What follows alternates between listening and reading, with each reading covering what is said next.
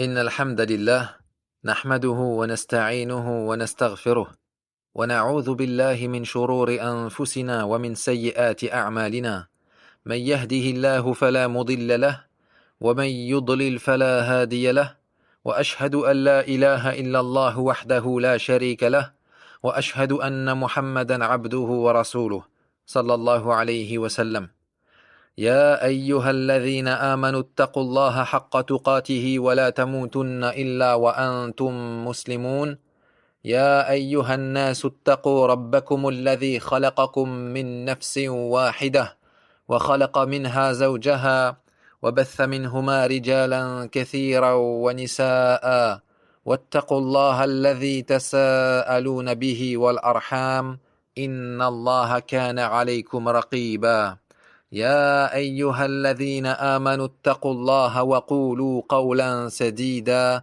يصلح لكم أعمالكم ويغفر لكم ذنوبكم ومن يطع الله ورسوله فقد فاز فوزا عظيما أما بعد فإن أصدق الحديث كتاب الله وخير الهدي هدي محمد صلى الله عليه وسلم وشر الأمور محدثاتها وكل محدثة بدعة وكل بدعة ضلالة وكل ضلالة في النار أما بعد. Pour le rappel, Akhil Fadil, Ukhtil Fadila, cette khutbah que je viens de lire et qui s'appelle Khutbatul Haja, on doit la méditer. Car à force de l'entendre quasiment tous les vendredis à la mosquée, on a tendance à ne plus prêter attention. Alors que cette khutbah est la cause de l'entrée en islam de tout un clan, le clan de Dimad al-Azdi radiyallahu anhu. Dimad était chef de clan au Yémen. C'était un homme doué de raison et il était connu pour faire la ruqya. Il soignait les malades et les possédés. Un jour, dans les premières années de la révélation, il fit une halte à Mecca. Et en arrivant, il entendit dire par les sceaux de Quraysh que Mohammed est Majnoun. Car les mushrikoun, de peur que la da'wa du prophète sallallahu alayhi wa sallam se propage à Mecca, lorsqu'arrivait un visiteur, ils le mettaient en garde contre lui, en disant qu'il est Majnoun, que c'est un sorcier, que c'est un menteur, etc.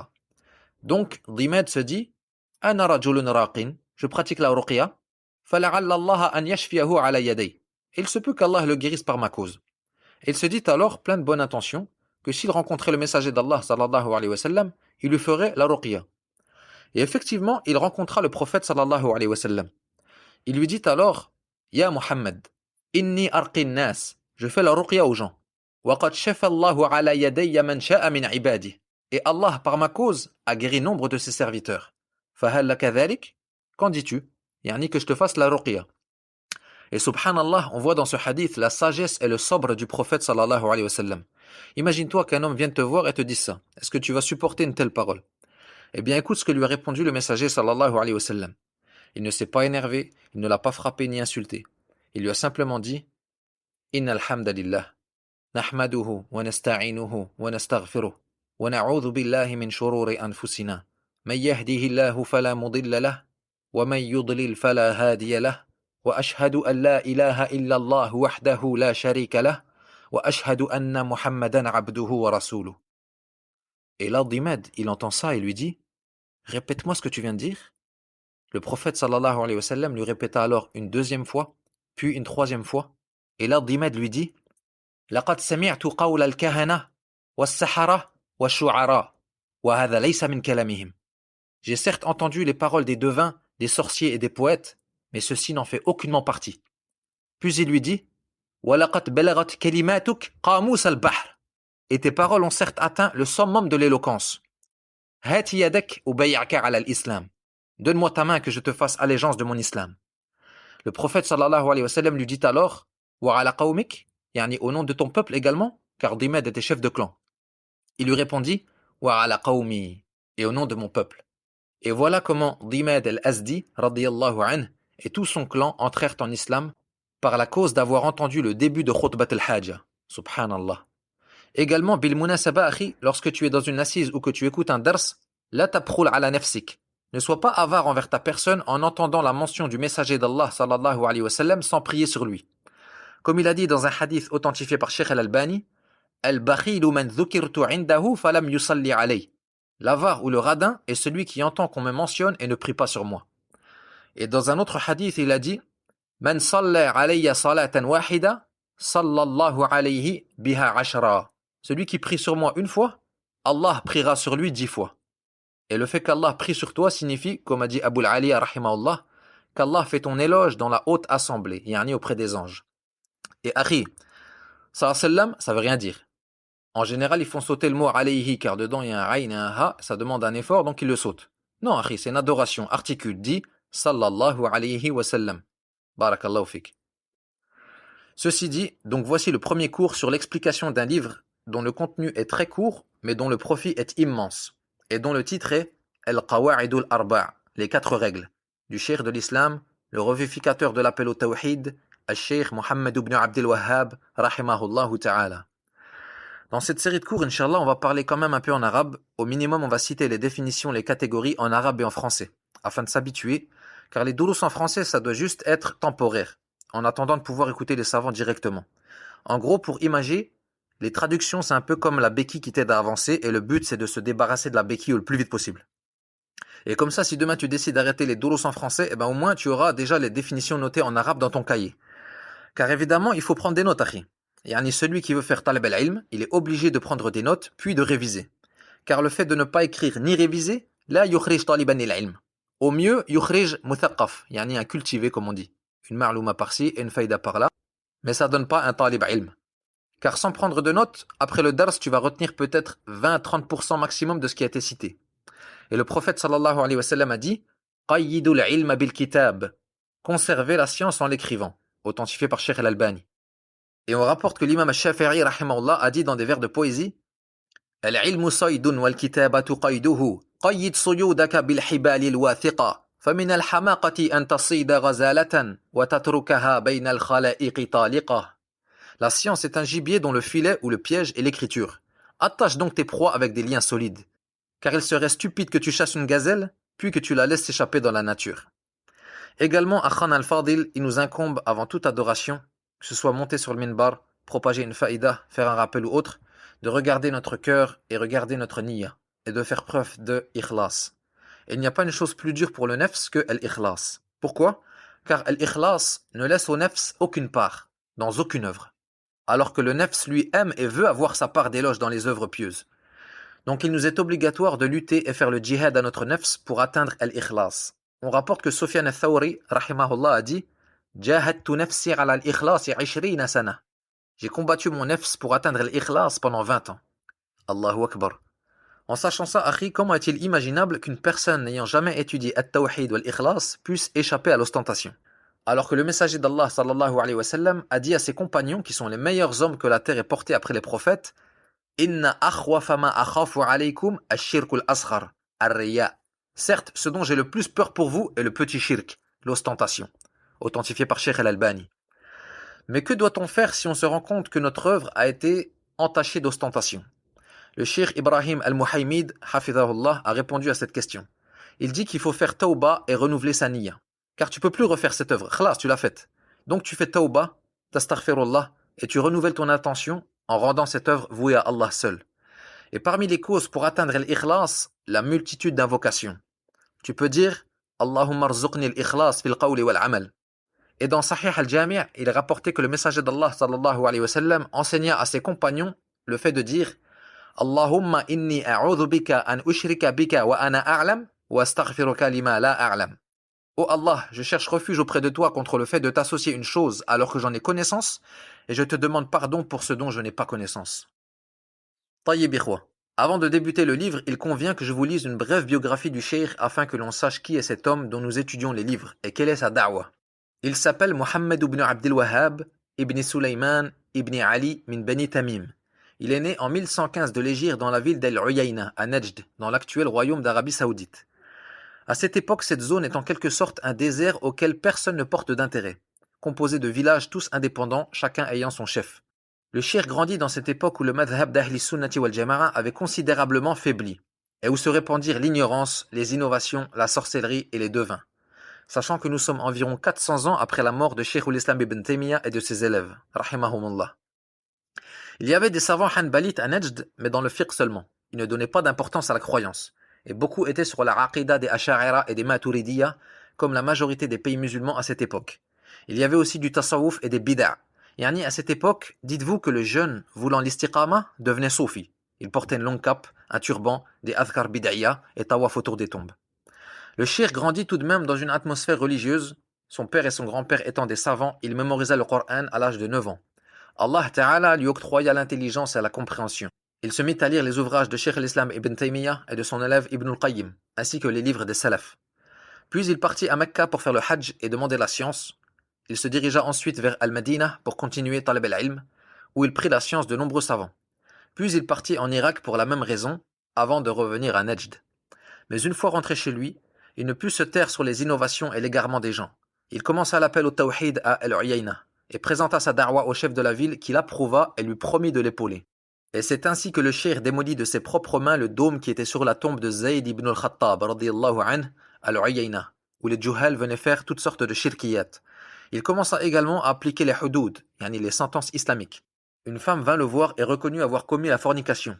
Elle lui demanda à plusieurs reprises d'appliquer sur elle la sentence qui est la lapidation, ce que fit le cheikh conformément à la sunna du prophète sallallahu alayhi wa sallam.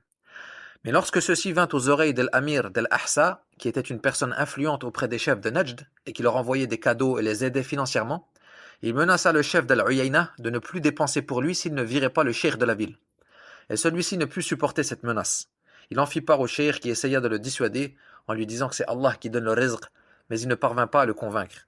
Le cheikh quitta donc Al-Uyayna et se dirigea à pied sous une chaleur de plomb vers la ville de Ad-Dir'iyya. Une fois arrivé là-bas, il se rendit chez un de ses anciens élèves qui l'hébergea en cachette. Mais la nouvelle de sa venue arriva aux oreilles de la femme d'Al-Amir de Ad-Dir'iyya, qui n'est autre que Muhammad ibn Saoud, rahimahullah. Elle fut touchée par la da'wa du cheikh et dit à son mari « Cet homme est une subsistance qu'Allah t'a envoyée. Saisis-la donc avant qu'un autre ne la saisisse. » Son mari, Al-Amir, Muhammad ibn Saoud, fut convaincu et dit « Tayyib, qu'il vienne à moi. » Mais elle lui dit « Non, c'est toi qui dois aller à lui. Les gens te verront alors et ils le respecteront. » Il se déplaça donc et alla trouver le cheikh dans la maison de son élève. Le cheikh lui présenta sa da'wa et Muhammad ibn Saoud l'accepta de tout cœur. Il promit au cheikh de le secourir et de l'épauler. Le cheikh lui prêta alors allégeance et c'est ainsi que débuta leur union. Rahimahumallah. Le cheikh commença donc à enseigner et à écrire des livres. Ses élèves se multiplièrent à Ad-Dir'iyya et petit à petit il forma une armée pour faire le djihad, afin que la charia d'Allah soit appliquée et que le shirk soit aboli. Puis, après s'être préparés, ils partirent conquérir les villes aux alentours. Allah les secourut dans cette tâche et toute la région de Najd se retrouva sous l'autorité de Muhammad ibn Saoud. Voilà comment débuta cette da'wa mubaraka et le cheikh mourut en 1206 à environ 91 ans rahimahullah ta'ala. Et nous voyons encore aujourd'hui les traces de cette da'wa. Et subhanallah, aujourd'hui encore, le royaume d'Arabie Saoudite est gouverné par Al-Saoud. Et aujourd'hui encore, la partie religieuse est confiée à Al-Sheikh, qui ne sont autres que les descendants du cheikh Mohammed ibn Abdel Wahhab, rahimahullah ta'ala. Taïb, maintenant une question se pose. Pourquoi débutons-nous talab al-ilm, la demande de science, par l'étude des livres du cheikh Mohammed ibn Abdel Wahhab? Et en quoi s'est-il distingué des autres savants? La réponse, car il n'y a aucun savant qui a détaillé les masaïl de Tawhid al-Uluhiyya une par une comme ce cheikh, même parmi les livres de ses prédécesseurs. Et cela n'est en aucun cas du torn sur les autres savants. Mais plutôt cela est dû au fait que le shirk, les bid'a et le jahl ne se sont pas autant répandus à leur époque qu'à l'époque du cheikh, au point que la sunna devienne bid'a et la bid'a sunna. On rappelle quand même qu'en 1115 de l'Hégire, on est sous l'Empire ottoman, dont les dirigeants non arabes étaient complètement ignorants de la réalité du tawhid. Ils faisaient construire des mausolées partout et participaient à la propagation de l'adoration des tombes, bien plus que dans les siècles précédents. Prenons par exemple le livre Al-Aqidatu Tahawiyya. Il y a dedans une seule phrase qui parle de Tawhid al-Uluhiyya de manière claire et une autre phrase qui en parle de manière indirecte. Tout le reste parle du qadar, de l'amour envers les sahaba, de l'asma wa sifat, etc. Pourquoi? Car le shirk fil ibada ne s'est pas propagé à leur époque comme il s'est propagé à l'époque du cheikh Mohammed ibn Abdel Wahhab. Voilà pourquoi les ulama auparavant ne se sont pas focalisés sur Tawhid al-Uluhiyya autant que lui. Et Tawhid al-Uluhiyya, ikhwa, huwa al-khusuma bayna ar-rusuli wa aqwamihim. C'est le sujet de désaccord entre les messagers et leur peuple. Et c'est la base de notre religion.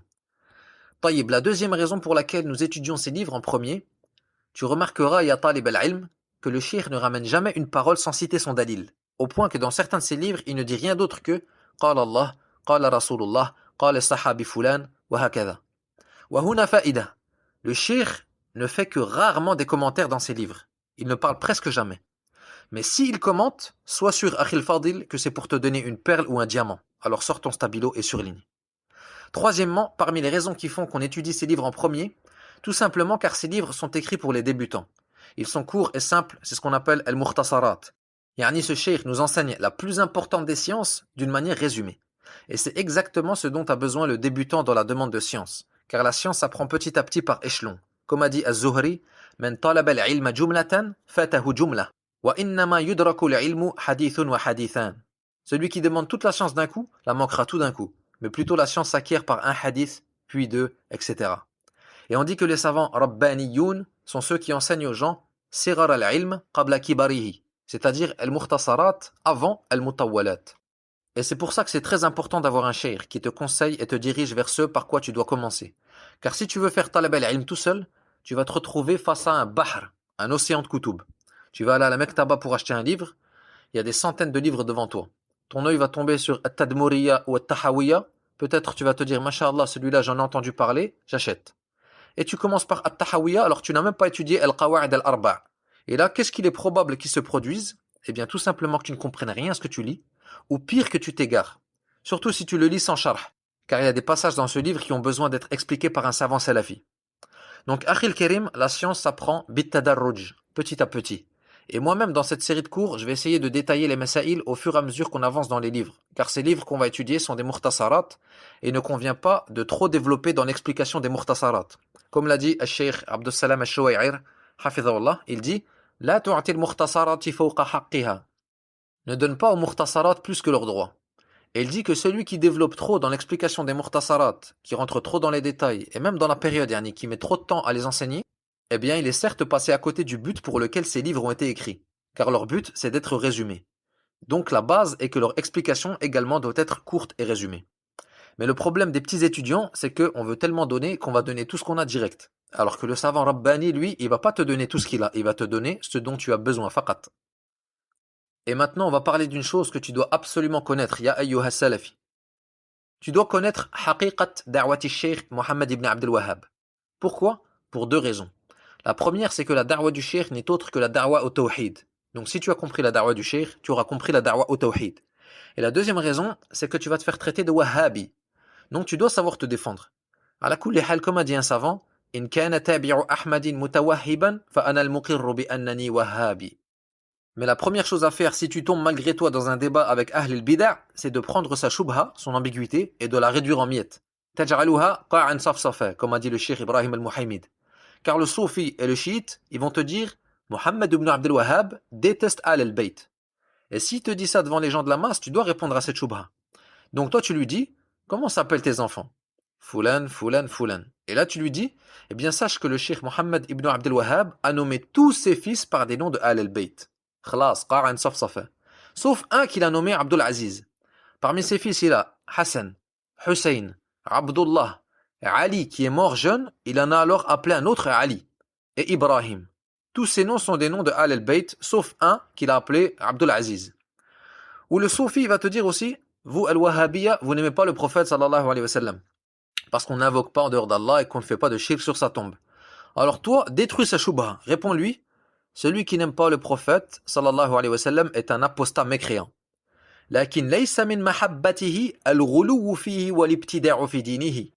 Mais le fait d'aimer le prophète sallallahu alayhi wa sallam, ce n'est pas d'exagérer sur lui au point de lui donner des attributs qui sont spécifiques à Allah, ni d'innover dans sa religion.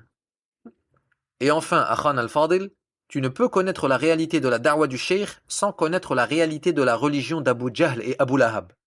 Abu Jahl et Abu Lahab n'ont jamais dit que les idoles ont le pouvoir de créer, ni que les idoles donnent la subsistance, ni qu'elles font vivre et mourir, ni qu'elles gèrent l'univers. Non. Les Arabes de la Jahiliya faisaient des adorations pour Allah. Ils priaient. La preuve, hadith Abi Dharr, fi Sahih Muslim. قال قد صليت قبل أن ألقى رسول الله صلى الله عليه وسلم ب3 سنين. فقيل لمن؟ قال لله. Abu Dharr, radiyallahu an, a dit je priais déjà 3 ans avant de rencontrer le messager d'Allah sallallahu alayhi wa sallam. On lui demanda pour qui priais-tu? Il répondit pour Allah. On lui dit alors dans quelle direction priais-tu? Yani quelle était ta qibla? Il répondit là où Allah m'oriente. طيب. Également les Arabes jeûnaient. La preuve hadith Aïcha fi Sahih al-Bukhari أن قريشا كانت تصوم يوم عاشوراء في الجاهلية. Et les Arabes faisaient sadaqa et libéraient des esclaves. يقول حكيم بن حزام للنبي صلى الله عليه وسلم في صحيح مسلم أرأيت أمورا كنت أتحنث بها في الجاهلية من صدقة أو عتقة هل لي فيها من شيء؟ فقال له رسول الله صلى الله عليه وسلم أسلمت على ما أسلفت من خير. Hakim ibn Hizam radiallahu anhu a dit au prophète sallallahu alayhi wa sallam, je faisais des adorations dans Al-Jahiliya, yani pour Allah. Je donnais l'aumône, je libérais des esclaves. Suis-je donc récompensé pour cela? Le messager sallallahu alayhi wa sallam lui répondit, tu t'es soumis sur ce que tu as fait de bien dans le passé. Yani oui, tu seras récompensé pour toutes ces choses, toutes ces bonnes actions que tu as faites à l'époque de la Jahiliya. طيب, les Arabes faisaient le Hajj à la Umrah. الدليل يقول عروة بن الزبير في صحيح البخاري كان الناس يطوفون في الجاهلية. Urwa, le neveu de Aïcha radiyallahu anha, rapporte dans Sahih al-Bukhari que les gens faisaient le tawaf dans la Jahiliya. طيب, si les Arabes priaient et jeûnaient et faisaient sadaqa et le Hajj, pourquoi Allah n'a pas accepté d'eux ces œuvres? Al-Jawab, car ces Arabes se rendaient vers des idoles faites de pierre et disaient « Cela nous rapproche d'Allah et intercède pour nous auprès d'Allah. » Akhi, concentre-toi car tu vas comprendre la réalité de cette da'wa que tu portes et que l'on porte tous. Ces Arabes allaient voir des idoles faites de pierre et disaient « Cela nous rapproche d'Allah et intercède pour nous. » Alors que les Arabes de l'époque étaient doués de raison, ce n'étaient pas des fous. Il y a donc forcément un secret dans cette affaire. Une raison qui fait qu'ils avaient la croyance que ces statues, bien qu'elles soient faites de simples cailloux, mais qu'elles intercèdent pour eux et les rapprochent d'Allah yawm al-qiyamah. Et ce mystère, Ibn Abbas l'a découvert dans Sahih al-Bukhari, fi kitab al-tafsir, bab ma ja'a fi tafsir surati Nuh, concernant le verset وَلَا تَذَرُنَّ وَدًّا وَلَا سُوَاعًا وَلَا يَغُوثَ وَيَعُوقَ وَنَسْرًا. قال ابن عباس هذه أسماء رجال صالح من قوم نوح فلما هلكوا أوحى الشيطان إلى قومهم انصبوا أنصابا وسموها بأسمائهم ففعلوا فلم تعبد حتى إذا هلك أولئك وتنسخ العلم عبدت. Ibn Abbas radiyallahu anhuma a dit, ces noms sont ceux d'hommes pieux du peuple de Nuh. Lorsqu'ils moururent, le diable insuffla à leur peuple, faites des statues d'eux à l'endroit où ils s'asseyaient et nommez-les par leur nom, afin de vous souvenir d'eux. Ce que firent les gens et ne les adorèrent pas. Mais lorsque cette génération mourut et que la science disparut, ils furent adorés en dehors d'Allah Jalla wa Ala. وفي باب ما جاء في تفسير سورة النجم قال ابن عباس اللات رجل كان يلت السويق للحجاج وعند الطبري رجل يلت للمشركين السويق فلما مات عكفوا على قبره. Ibn Abbas radiyallahu anhuma a dit également Allat, qui était un rocher adoré dans la Jahiliya, était à la base un homme qui émiettait le sawiq, qui est un aliment pour les pèlerins. Et At-Tabari rapporte Allat était un homme qui émiettait le sawiq pour les mushrikines, et lorsqu'il mourut, ils se mirent à faire des retraites spirituelles sur sa tombe. Idhan, dinul mushrikin huwa at-ta'alluqu bis-salihin. On comprend que la religion des polythéistes est en lien étroit avec les pieux. Le fait de les prendre en intermédiaire, leur demander l'intercession, etc. Et parmi ce qui vient appuyer cela dans la sunna, le fait qu'au début de l'islam, la visite des tombes fut interdite. Alors que la visite des tombes, ça rappelle la mort, la résurrection, le paradis, l'enfer, yani c'est une bonne chose pour la foi, surtout pour des gens fraîchement convertis à l'islam. Alors pourquoi est-ce que ça a été interdit au début de l'islam? Réponse, car les Arabes sortaient tout juste de l'adoration des morts, al-awliya, les alliés d'Allah selon eux. Donc, saddan lidhari'a, pour fermer la porte au shirk, la visite des tombes fut interdite, jusqu'à ce que le tawhid s'enracine dans le cœur des sahaba. Et à ce moment-là, Allah Ta'ala leur permit de visiter les cimetières. Taïb, revenons au Coran. Si tu médites certains versets, l'affaire va te sembler évidente. Allah dit Innal ladhina tad'una min dunillahi ibadun amthalukum. Ceux que vous invoquez en dehors d'Allah sont des serviteurs comme vous. Des serviteurs. Al-Shaykh Salih al-Shaykh Hafidhahullah dans At-Tamhid dit que le verset suivant concerne les morts et non pas les idoles. Écoute bien ce verset. وَمَنْ أَضَلُّ مِمَّنْ يَدْعُو مِنْ دُونِ اللَّهِ مَنْ لَا يَسْتَجِيبُ لَهُ إِلَى يَوْمِ الْقِيَامَةِ وَهُمْ عَنْ دُعَائِهِمْ غَافِلُونَ. Et qui est plus égaré que celui qui invoque en dehors d'Allah, celui qui ne saura lui répondre jusqu'au jour de la résurrection. Et ils sont indifférents à leurs invocations. Allah a dit « Man la yastajibu lahu ». Et la base dans la langue arabe est qu'on utilise « ma » pour le nom doué de raison, comme les statues, et non pas « men ».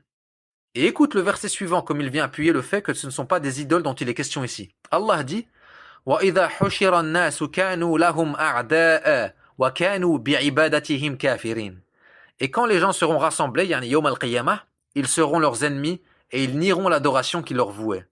Yani on parle d'êtres humains là, pas de cailloux. Maintenant, fi surat al-Nahl, écoute bien. والذين يدعون من دون الله لا يخلقون شيئا وهم يخلقون أموات غير أحياء وما يشعرون أيان يبعثون. Et ceux qu'ils invoquent en dehors d'Allah ne créent rien, et ils sont eux-mêmes créés. Ils sont morts et non vivants, et ils ne savent pas quand ils seront ressuscités. Subhanallah. Vous avez compris où je veux en venir? Le secret du shirk de Quraysh est qu'en réalité, nombre des idoles qu'ils adoraient n'étaient rien d'autre que des représentations d'hommes pieux. Et ça, c'est indispensable à savoir, car parmi les shubuhat des Quburiyun de notre époque, ils nous disent « Pourquoi vous nous traitez de mushrikoun et vous nous lisez des versets du Coran alors que ces versets-là, ils concernent des idolâtres qui adoraient des statues ?» Et nous, nous sommes musulmans. Nous disons la ilaha illallah. Et ce sont des pieux, des awliya que nous invoquons et à qui nous demandons l'intercession et non pas des statues.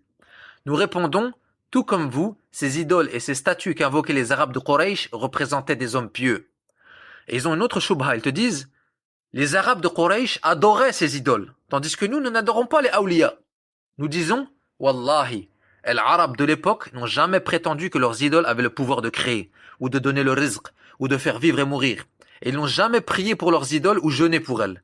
Par contre, ils les invoquaient, leur faisaient des vœux et leur offraient des sacrifices. Si pourtant l'invocation, le vœu et le sacrifice ne sont pas des adorations, c'est toi que ça regarde, appelle ça comme tu veux. Que tu le veuilles ou non, ce sont des adorations. Ikhwatil kiram, Inch'Allah, vous avez compris le pourquoi du comment. Ceux-là invoquaient, sacrifiaient et faisaient des vœux à des statues représentant des pieux, et ceux-là invoquent, sacrifient et font des vœux à des tombes représentant des pieux. Si tu as compris ça, eh bien tu as compris la réalité de la da'wa du Cheikh Mohammed ibn Abdel Wahhab, rahimahullah. Alhamdulillah, j'ai été un peu long dans cette introduction, mais Inch'Allah, elle peut faire guise d'introduction pour toute la série de cours qu'on va faire, et non pas seulement pour ce livre. Subhanakallahumma wa bihamdik, ashhadu an la ilaha illa ant, astaghfiruka wa atubu ilayk, wa sallallahu ala nabiyyina Muhammadin wa ala alihi wa sahbihi ajma'in.